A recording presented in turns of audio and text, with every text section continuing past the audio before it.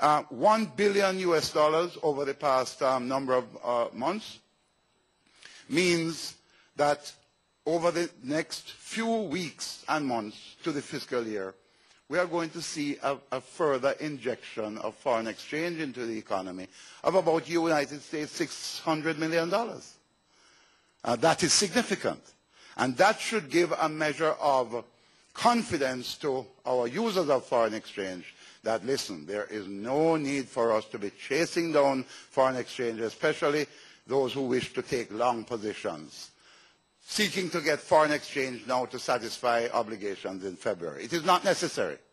It is only becoming a self-defeating issue where we create too much instability and pressure on the foreign exchange. There is no need for it. We were proactive. It is fortuitous that we came up with this policy. Let me end my remarks and allow for some questions by saying to you, what was the trade-off? This is important. Believe me, it is vitally important. Because the political people among us will tend to be cynical and say, well, you know, there are conditionalities. Well, you know what I want to say about that? The conditionalities that are being imposed, and we call them policy-based loans. And what's your word again, Bajul? Yes. And the World Bank, you know, the sisters have to change their titles. But, but the World Bank has development policy loans. IDB has policy-based loans, right?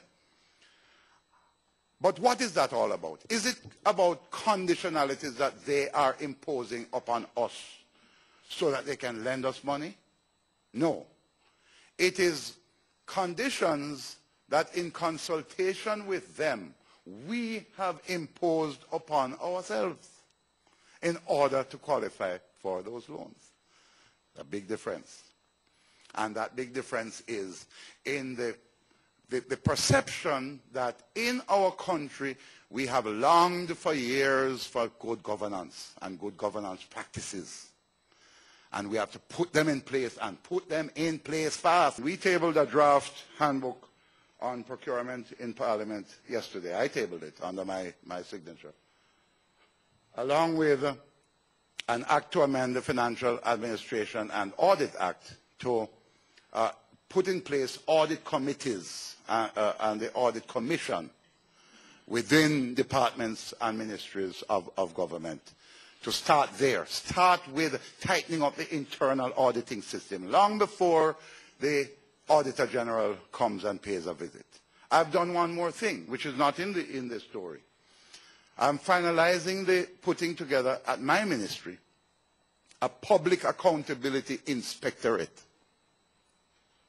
that is going to exercise on behalf of the minister who has the constitutional power to walk into any ministry or agency and say, open up the books and let me have a look right now.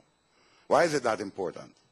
Because everything can't wait until the Auditor General looks at it 2 years later or 1 year later. If I hear something, I send the PAI to go and look now, real time. And that's what the Public Accountability Inspectorate is all about. And finally, we are also taking other steps. We are putting together regulations that have teeth.